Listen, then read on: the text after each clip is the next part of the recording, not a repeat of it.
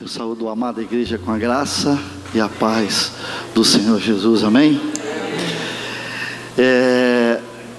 Nesta noite, eu quero iniciar perguntando se você já ouviu a voz do Senhor, a gloriosa, majestosa voz do Senhor. Porque hoje nós vamos ler um texto, e eu já te convido para abrir lá em João,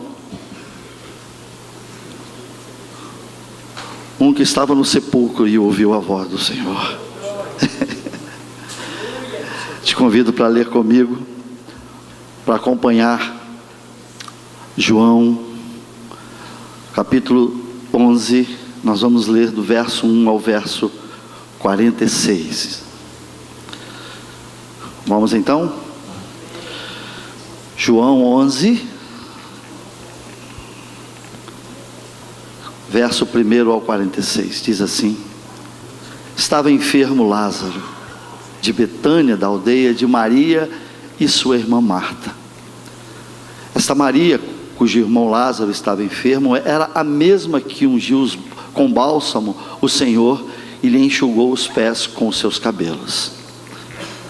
Mandaram, pois, as irmãs de Lázaro dizer a Jesus: Senhor, está enfermo aquele a quem amas. Ao receber a notícia, disse Jesus: esta enfermidade não é para a morte, e sim para a glória de Deus, a fim de que o Filho de Deus seja por ela glorificado. Ora, amava Jesus a Marta e a sua irmã e a Lázaro. Quando, pois, soube que Lázaro estava doente, ainda se demorou 2 dias no lugar onde estavam. Depois disse aos seus discípulos: vamos outra vez para a Judeia. Disseram-lhe os discípulos: Mestre, ainda agora os judeus procuravam apedrejar-te e voltas para lá? Respondeu Jesus: não são 12 as horas do dia?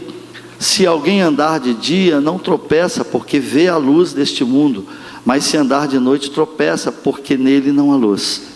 Isso dizia, e depois lhes acrescentou: nosso amigo Lázaro adormeceu, mas vou despertá-lo. Disseram-lhe, pois, os discípulos: Senhor, se dorme, está salvo.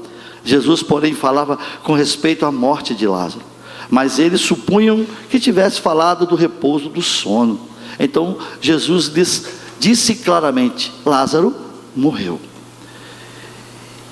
e por vossa causa me alegro de que lá não estivesse, para que possais crer. Mas vamos ter com ele. Então Tomé, chamado Dídimo, disse aos discípulos: vamos também nós para morrermos com ele.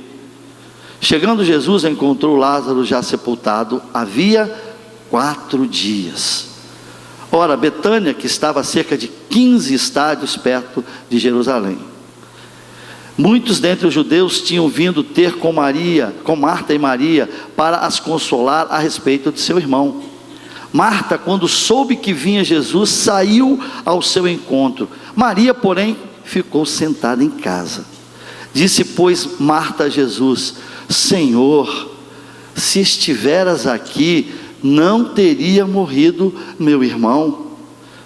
Mas também sei que mesmo agora, tudo quanto pedires a Deus, Deus tu concederá. Declarou-lhe Jesus: teu irmão há de ressurgir. Eu sei. Repita comigo: eu sei. Eu sei. Repita novamente: eu sei. Eu sei. Replicou Marta: que ele há de ressurgir na ressurreição no último dia. Disse-lhe Jesus: eu sou. Repita comigo: eu sou. Eu sou. Repita novamente: eu sou. Eu sou. Eu sou a ressurreição e a vida. Quem crê em mim, ainda que morra, viverá. E todo que vive e crê em mim não morrerá eternamente. Crês isso? Igreja, crês isso? Amém. Jerusalém? Sim, Senhor, respondeu ela, eu tenho crido que tu és o Cristo, o Filho de Deus, que deveria vir ao mundo. Tendo dito isto, retirou-se e chamou Maria, sua irmã, e lhe disse em particular, o mestre chegou e te chama. Ela, ouvindo isso, levantou-se depressa e foi ter com ele. Pois Jesus ainda não tinha entrado na aldeia, mas permanecia onde Marta se avistara com ele. Os judeus que estavam com Maria em casa e a consolava, vendo-a levantar-se depressa e sair, seguiram-na, supondo que ela ia ao túmulo para chorar. Quando Maria chegou ao lugar onde estava Jesus, ao vê-lo, lançou-se-lhe aos pés, dizendo, Senhor, se estiveras aqui, meu irmão não teria morrido. Jesus, vendo-a chorar, e bem assim os judeus que a acompanhavam, agitou-se no espírito e comoveu-se, e perguntou, onde o sepultaste? Eles lhe responderam, Senhor, vem ver. Jesus chorou. Então disseram os judeus, vede quanto o amava. Mas alguns objetaram, não podia ele abrir os olhos ao cego, fazer que abriu os olhos ao cego, fazer que este não morresse? Jesus, agitando-se novamente em si mesmo, encaminhou-se para o túmulo. Era uma gruta, a cuja entrada tinha posto uma pedra. Então ordenou Jesus, tirai a pedra. Disse-lhe Marta, irmã do morto, Senhor, já cheira mal, porque já é de 4 dias. Respondeu-lhe Jesus, não te disse eu que se creres verás a glória de Deus? Tiraram então a pedra, e Jesus, levantando os olhos para o céu, disse, Pai, graças te dou porque me ouviste. Aliás, eu sabia que sempre me ouves, mas assim falei por causa da multidão presente, para que creiam que tu me enviaste. E tendo dito isso, clamou em alta voz, Lázaro, vem para fora. Saiu aquele que estivera morto, tendo os pés e as mãos ligados com ataduras, e o rosto envolto num lenço. Então lhes ordenou Jesus, desatai-o e deixai-o ir. Muitos, pois, dentre os judeus que tinham vindo visitar Maria, vendo o que fizera Jesus, creram nele. Outros, porém, foram ter com os fariseus e lhes contaram os feitos que Jesus realizara. Depois desse acontecimento fantástico, depois desse evento, depois desse milagre, os principais sacerdotes e os fariseus viram que seria absolutamente necessário eliminar a pessoa de Jesus. O texto fala sobre isso, lá no verso 53. Desde aquele dia resolveram matá-lo. Por quê? Porque na realidade, aquela obra, aquele milagre, algo fantástico, extraordinário, porque há 4 dias, um cadáver que está há 4 dias sepultado, está entregue às bactérias. Eu estava vendo a condição de um ser humano após 4 dias de morto, e Jesus foi alertado que Lázaro já estava mal cheiroso, porque o índice de bactérias ali já era intenso, não havia possibilidade. E no coração daquela mulher havia extrapolado o limite para a ação do Senhor, talvez até com uma certa desconfiança de, Senhor, para que tirar, para que mexer? E os principais sacerdotes e os fariseus já imaginavam que quando o povo tomasse conhecimento, o povão tomasse conhecimento, certamente o poder político religioso deles iria à absoluta falência, porque a nação ia crer, os romanos iam tomar qualquer autoridade que era conferida a eles, e certamente Jesus era persona não grata, seria necessário a sua eliminação.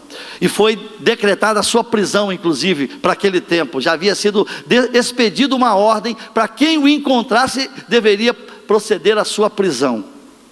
Então Jesus já era um fugitivo naquela ocasião. Mas o que nesta noite nós queremos tratar com a igreja de Deus é sobre a necessidade de um despertar com Lázaro.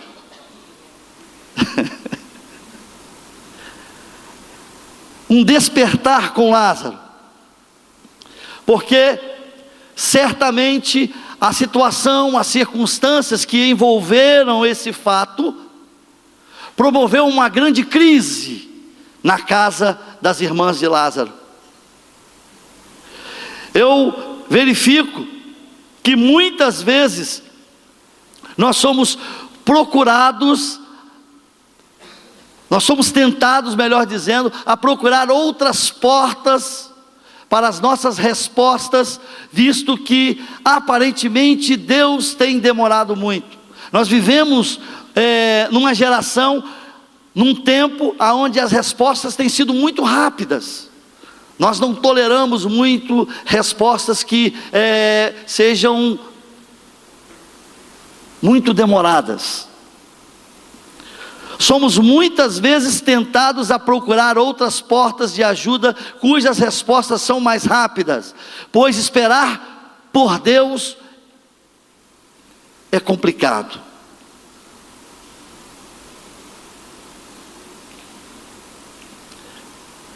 E efetivamente, eu espero que você entenda essa colocação sobre o milagre. Há momentos na vida da gente, mesmo sem ter muita coragem, você especula a divindade. Senhor, eu estou precisando de um milagre.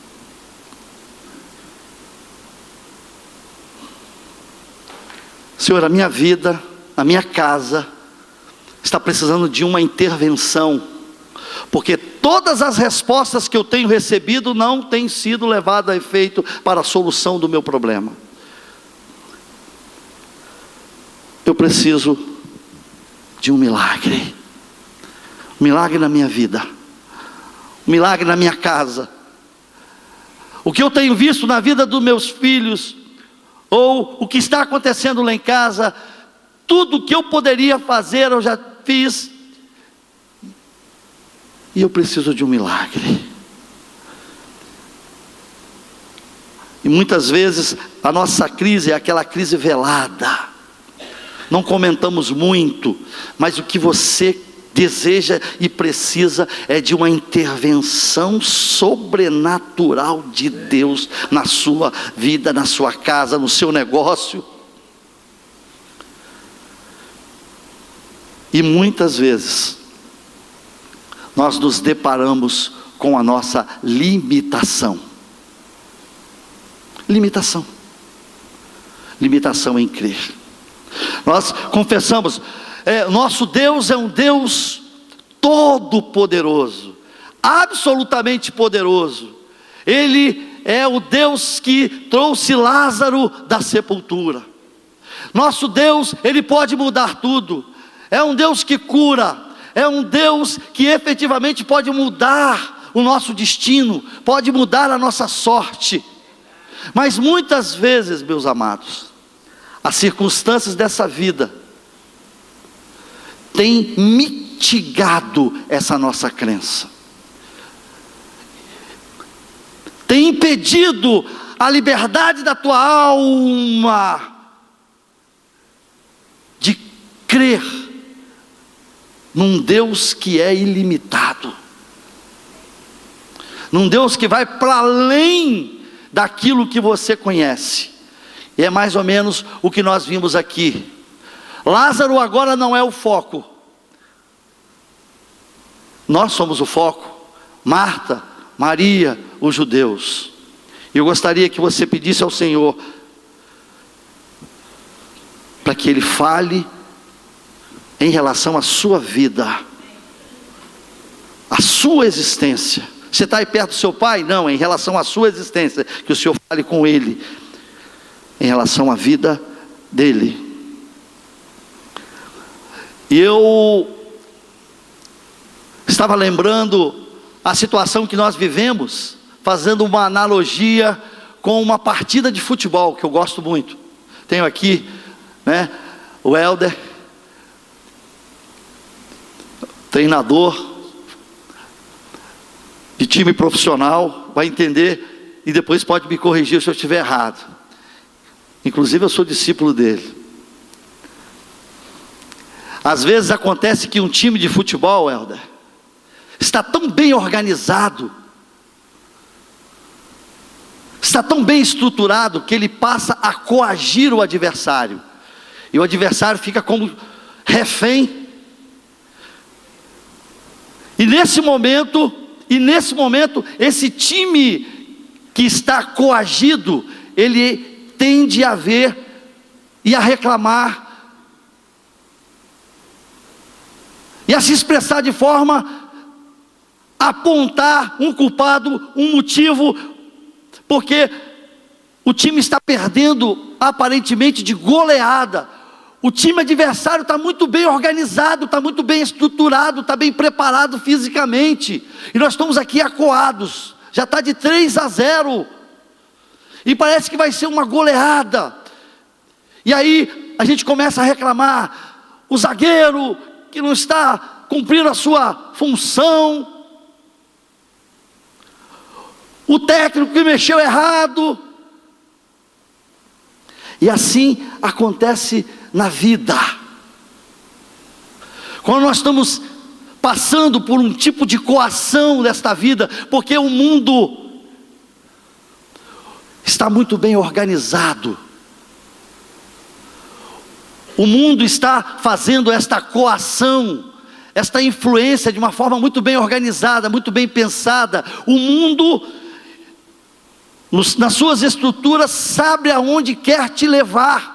Não se iluda, jovem, o mundo sabe aonde ele quer te levar, aonde ele quer te conduzir, sabe o que ele tem que retirar de você, para suas defesas ficarem fáceis de penetração. É assim que acontece. E eu lembro da história de Davi e de Golias, Filisteu, mais ou menos uns 3 metros de altura, afrontando a Israel por 40 dias. Diz a Bíblia que 1 Samuel 17 fala que o homem tinha uma armadura de bronze. A armadura do homem já era intimidadora. A Bíblia fala que os israelitas estavam espantados, temendo muito, e por 40 dias o time de Golias estava ali pressionando, subjugando o povo de Israel. Aí chega Davi, foi lá cumprir um mandamento lá do pai, uma ordem do pai. E o irmão mais velho disse: o que você está fazendo aqui, rapaz? Por que você está querendo aí desafiar? Porque Davi já havia sido tomado por uma insatisfação, porque aquele incircunciso estava desafiando o exército do Deus vivo. Chama o moleque, ele apresenta o currículo dele para Saul. Não, eu matei um urso e um leão, eu posso lutar com esse cidadão.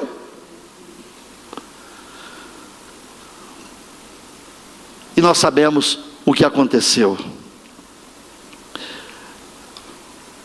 O que é certo, ainda que você esteja coagido, pressionado, ainda que você esteja enfrentando um mundo que está extremamente organizado, pensando no que vai fazer no passo seguinte, para retirar qualquer meio de defesa do seu coração, da sua alma, para retirar qualquer mandamento de Deus, qualquer princípio de Deus, para retirar da sua alma qualquer proteção que venha da palavra de Deus. O mundo quer frustrar-nos, quer que você desacredite, quer que você não tenha mais aquele apetite, aquela expectativa. O que nós estamos vendo isso é que está se perdendo muito a expectativa de um mover sobrenatural de Deus, quando isso for necessário. Isso é que o mundo quer fazer. Isso é que o mundo quer fazer.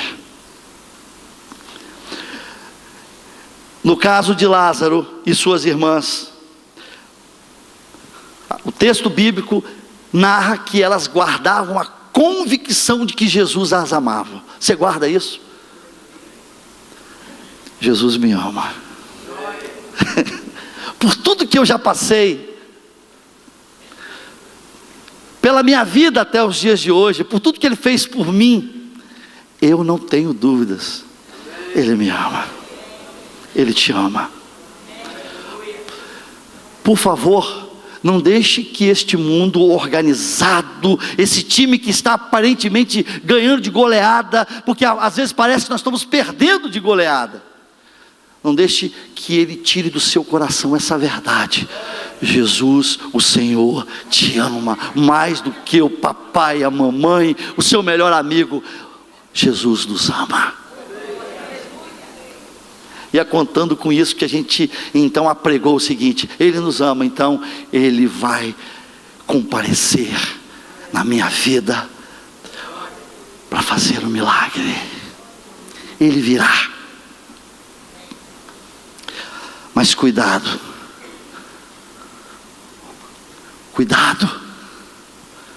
porque isso pode também estabelecer grandes limitações para a nossa mente em relação ao crer. Preste atenção. Elas enviaram mensagem a Jesus do tipo: está enfermo aquele a quem amas. Elas tinham certeza que Jesus amava Lázaro. Então, mais ou menos assim, não tem quem ama, quem é amado pelo Senhor, ele está enfermo. Então, subentende-se que, se é alguém que eu amo muito, o que você vai fazer, Norival? Você sabe que uma filha está enferma, precisando de você. Você larga tudo. É ou não é? Eu largo tudo. Quem não faz isso? Quem ama, larga tudo. Aí Jesus diz: eu me alegro, porque eu não fui imediatamente. Ficou ainda 2 dias onde estava.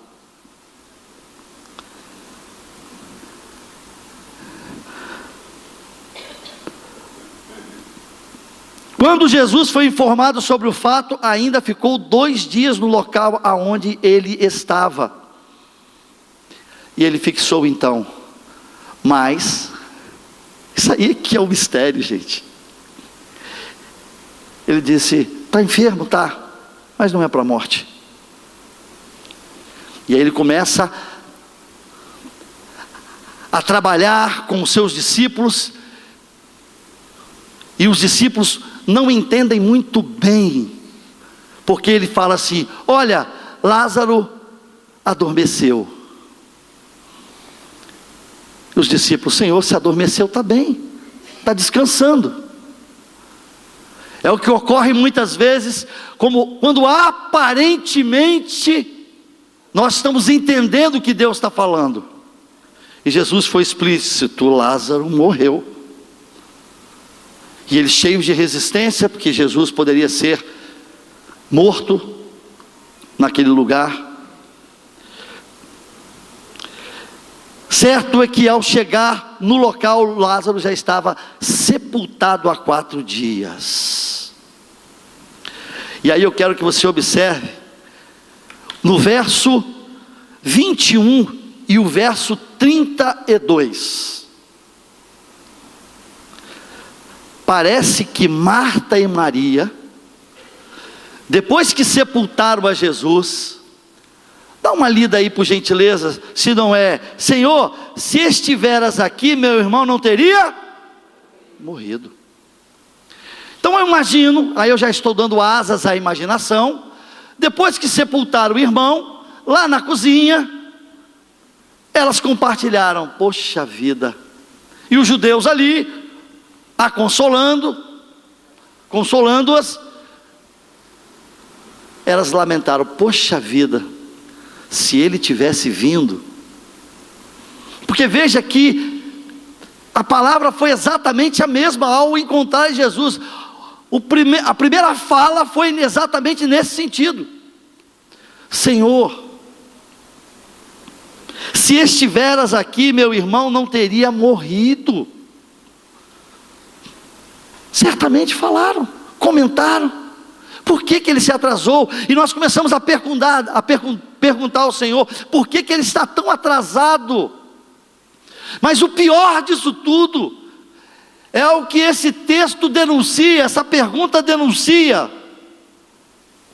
Nós transferimos a nossa limitação para Deus, porque certamente nós estaríamos imaginando como os judeus e Marta e Maria: bem, se Jesus estivesse chegado no tempo em que ele ainda estava enfermo, seria possível curá-lo. Ela já estabeleceu na sua alma, no seu coração, que nada mais poderia ser feito. E o lamento de seus corações era exatamente isso, pois viram a cura de enfermos, viram o que Jesus tinha feito, mas eu não lembro que até então tinham visto um cadáver, 4 dias já morto, sair da sepultura.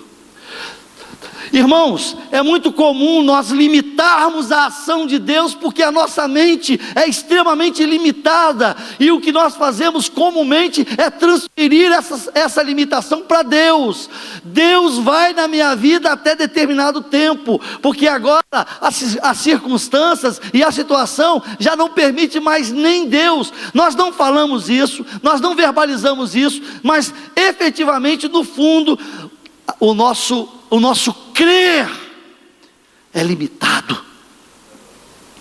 Nós vamos até onde a nossa mente, o nosso conhecimento nos permite ir. Olha, judeus, no verso 37, não poderia ele abrir os olhos, que abriu os olhos ao cego, fazer com que esse não morresse? Ou seja, se morreu, já era. Veja a limitação do homem. Essa é a limitação que muitas vezes nós temos em relação ao agir de Deus na nossa vida. Não tem mais jeito, porque eu vi Deus fazendo até aqui, mas o super extraordinário, 4 dias, Ele não vai fazer isso na minha vida mais, porque já passou dos limites de Deus. Você não fala isso: nosso Deus é soberano, Ele é o Deus do impossível. Mas na sua alma, muitas vezes nós desfalecemos no crer. Olha, em nome do Senhor Jesus, receba uma palavra nesta hora. Muitas vezes a tua fé está desfalecida, porque você limita Deus conforme o seu conhecimento. Ele é livre, Ele é o Senhor, Ele é absoluto. Fala isso para você todos os dias: meu Deus é maior do que o meu entendimento, meu Deus é maior do que a minha possibilidade, do que o que eu penso que Ele pode fazer. Ele é muito superior, Ele é ilimitado, Ele é extraordinariamente ilimitado para um mover na tua existência, na tua casa. É isso que eu vim dizer para você nesta noite. A primeira conclusão, vinda da crise: Deus pode parecer estar atrasado, mas Ele não se atrasa.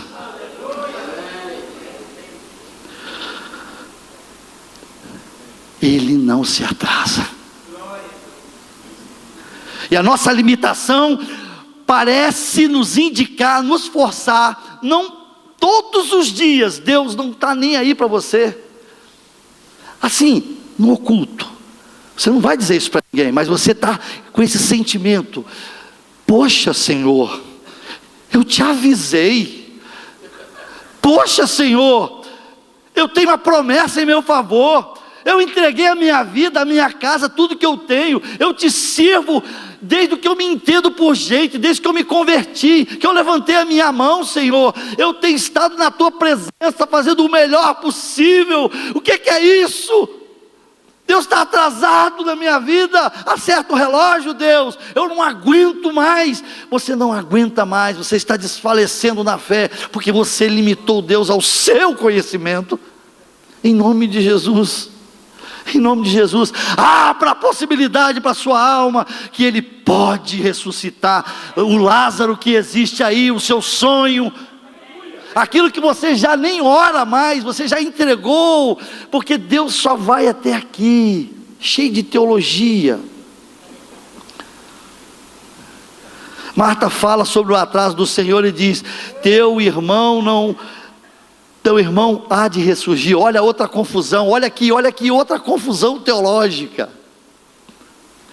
Tudo nos ajuda. O time está bem organizado, Helder. O time aparentemente está ganhando. Nós estamos coagidos, pressionados. Meu Deus, minha casa está recebendo de goleada. Meu Deus, vamos perder o jogo. Meu Deus, está difícil. E Deus? Deus só vai até aqui. Parece que a confusão teológica. Jesus fala: Marta, isso aí é extraordinário. Eu tive que chorar, tive que parar a meditação para chorar, quando o Espírito Santo ministrou isso no meu coração. Marta, o seu irmão vai ressurgir. Aí nós, teólogos endurecidos, pedrificados: eu sei a teologia. No último dia, todos vamos ressuscitar para o julgamento final. Não é isso, Senhor? E ela diz assim: eu sei. Foi o que ela disse. Após Jesus, Ele vai ressurgir, Ele vai ressuscitar. Eu sei. Eu sei. O que você sabe? O que eu sei? Eu sei. O que eu sei? O que é do meu conhecimento? Aonde a minha teologia vai me levar, Aderones?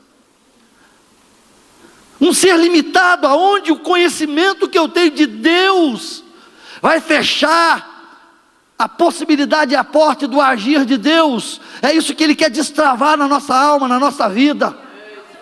Ele quer destravar na sua mente um Deus que é impossível, que tem toda a possibilidade. Deus é livre, o vento sopra onde quer. Eu sei. Aí Jesus disse: eu sou. Eu sei versus eu sou é o nosso grande problema. Eu sei. Nós vamos ressuscitar no último dia. Aí Jesus disse: eu sou a ressurreição e a vida. Quem crê em mim, ainda que morra, viverá. Marta fixada lá no último dia, guardada, teologicamente corretíssima, mas nós estamos prescindindo, abrindo mão do poder de Deus que está sobre as nossas vidas, que está e pode ser ministrado através das tuas mãos, igreja, que é chamada a ser uma bênção nesta geração que está totalmente impactada, porque o time parece que está perdendo. A gente entende melhor isso quando Jesus disse: no mundo tereis aflições. A nossa vitória está em permitir no nosso coração um Deus que tem plena liberdade para agir com um mover sobrenatural. Você fechou a porta para o sobrenatural de Deus. Nós estamos em pé graças a esse Deus sobrenatural, todo-poderoso. Todo-poderoso. É o eu sei versus o eu sou. Você vai ficar com quem?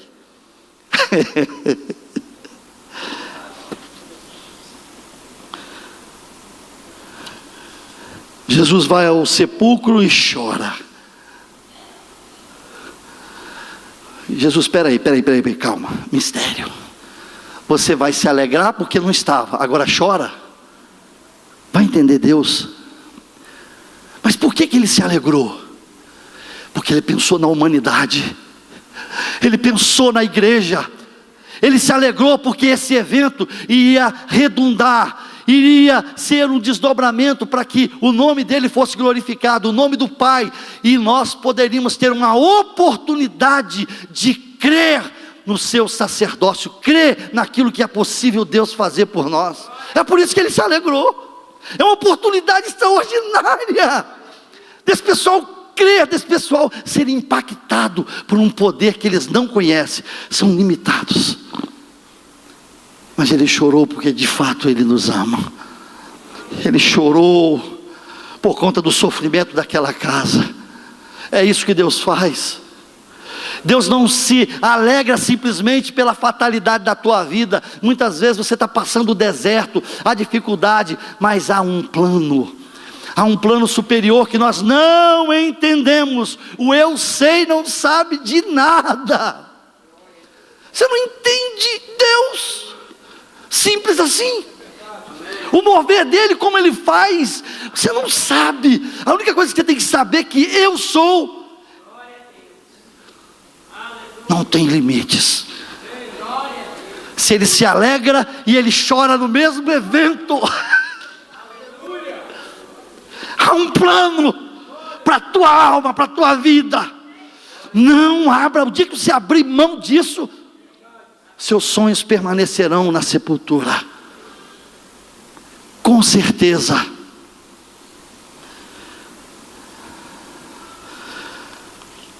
O que o texto deixa claro para nós, e nós já estamos caminhando para o fim: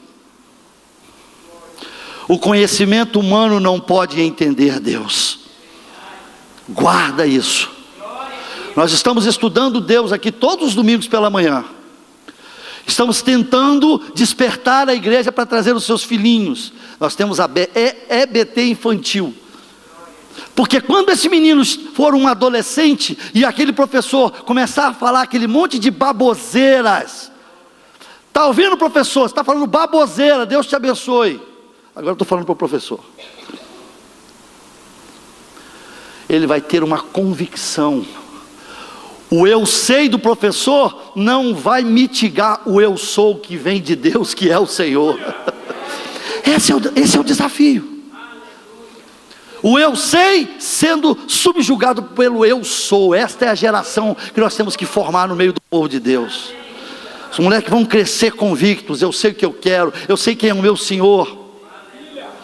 Você está apaixonado por uma filosofia, por uma ideia, às vezes em contenda com os seus parentes, muita confusão, porque o mundo está extremamente, não, olha, se você não considerar isso, o mundo está extremamente organizado para desorganizar a fé em Jesus Cristo.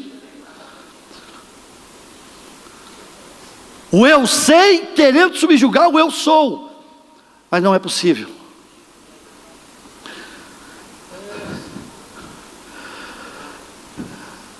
Se livre do eu sei e confie no eu sou.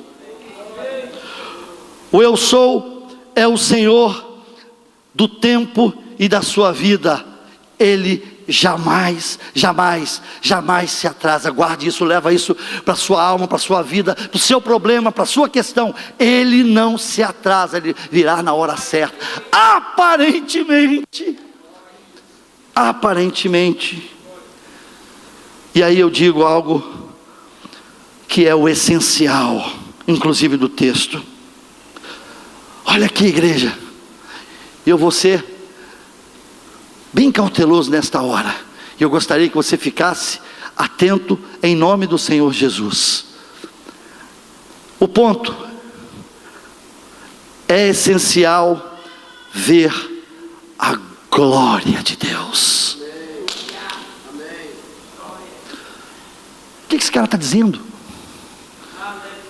Meus irmãos estão aqui analisando, o que é isso? é essencial ver a glória de Deus. Foi isso que Jesus disse: se creres, verás a glória, glória, glória. Eu preciso ver a glória de Deus. Vamos ver a glória? Anota aí Hebreus 1, de 1 a 6. Você pode perguntar: e aí, o que seria essa glória? Havendo Deus, Hebreus 1, de 1 a 6 diz: havendo Deus desde a antiguidade falado em várias ocasiões e de muitas formas aos nossos pais, por intermédio dos profetas, nesses últimos tempos, nos falou mediante o seu Filho, a quem constituiu herdeiro de tudo o que existe e por meio de quem criou o universo. Verso 3: Ele é o resplendor da glória e a expressão exata do seu ser. Jesus é a glória de Deus. Jesus é a glória de Deus. Precisamos perceber, notadamente Jesus tem que estar presente nas nossas vidas. Eu disse, parece que é algo muito comum, mas efetivamente nós cremos num Jesus que pode curar até que o enfermo ainda esteja vivo. Quais são os limites de Deus para nós? Mas de verdade, qual é o limite de Deus na tua vida, na minha vida? Qual é o limite de Deus? No que você efetivamente crê. O que a sua vida tem feito? Quais as portas que você tem batido buscando respostas? Quais as portas que estão diante de ti? O que você tem procurado e quais respostas? Aonde você tem procurado as respostas para as crises da sua vida, para as questões essenciais, para você tomar uma direção, tomar uma decisão, para onde ir? Se eu devo ficar, qual é a porta que você está batendo? Eu digo em nome do Senhor Jesus, você precisa estar diante dEle. Ele é a glória, Ele é a glória de Deus. Você tem que insistir com a sua alma, o que você está fazendo, o que está te seduzindo. Existem alguns casamentos que estão por um fio, irmãos. Esse casamento precisa ser ressuscitado. Existem jovens que estão a um fio para ir para a cama com seu colega do trabalho, na escola. Você está a um fio da falência, você está próximo da falência. Em quem você tem buscado? Você tem estado pessimista, reclamando: Senhor, se você estivesse aqui no tempo certo, de acordo com o meu relógio, isso não teria acontecido. Você virou um muro de lamentações. Você é o próprio muro, lamentando, porque você limitou Deus na sua vida. Deus já foi, já passou o prazo dele, já está vencido. O mundo tem tantas respostas, tantas possibilidades. Esse Jesus, sim Senhor, Ele é o Senhor, mas Ele é a glória que você precisa ver, ou pelo menos voltar a ver, discernir. Ele precisa te causar um impacto fulminante novamente. Você precisa voltar e fixar os seus olhos nele, que você depende dele. Ele tem que ser o começo, o meio e o fim da tua vida. Em quem você tem confiado? Filipe pagou um mico. Filipe, Senhor, mostra-nos o Pai. Mostra-nos o Pai, é o suficiente. Filipe, tenho andado com você. Quem vê a mim, vê o Pai. Porque eu sou a glória do Pai. Eu venho aqui nesta noite dizer que você deve ser despertado, sair da sonolência, parar de apanhar. Seu time está perdendo de quantos a 0 por este mundo? Você está atrelado a quê? Você está vivendo com base em quê? Qual é o fundamento, a motivação? O Senhor é tudo que nós temos. É tudo que precisamos, o resto é acessório. Ideologia política, filosofias, isso tudo é acessório. Feminismo, machismo, isso é acessório. Larga de ser discípulo dessas coisas, tenha lucidez. mente crítica, isso é saudável. Não estou querendo que você retire disso, mas isso jamais pode estar à frente da glória de Deus na sua vida. A glória de Deus na sua vida é o Senhor Jesus. Deixa Ele ser Deus na sua vida, para de limitá-lo. Você está limitando o agir de Deus na sua vida. Abre o teu coração. Por que você desistiu? Talvez você tenha se limitado ao conhecimento de Deus e tenha prescindido o poder de Deus, o Deus que cura. Certamente o cérebro de Lázaro já era uma pasta, gente. Era uma pasta. O que aconteceu ali? A ordem do Senhor: vem para fora. Qual o seu sonho que está sepultado? Despertando junto com Lázaro. Vamos despertar também.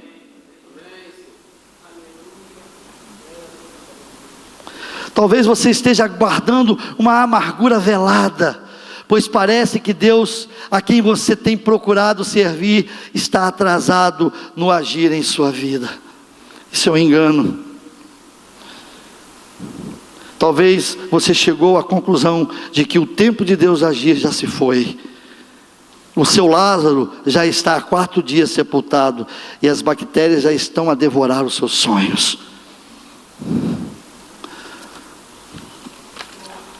E concluindo,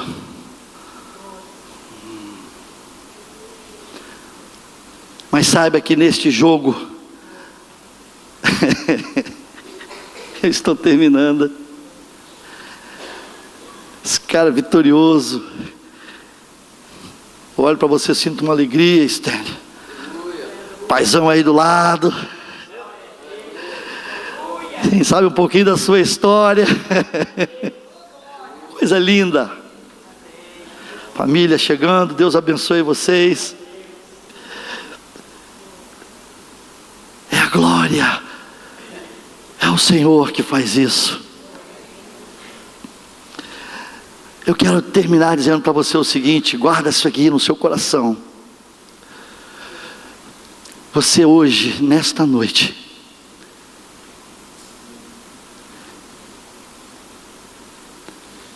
aquele aparente jogo que você está perdendo de goleada, você tem que saber que você é mais do que vencedor, porque o nosso grande craque já venceu na cruz por você. Aplaudir o Senhor, pode aplaudir o Senhor.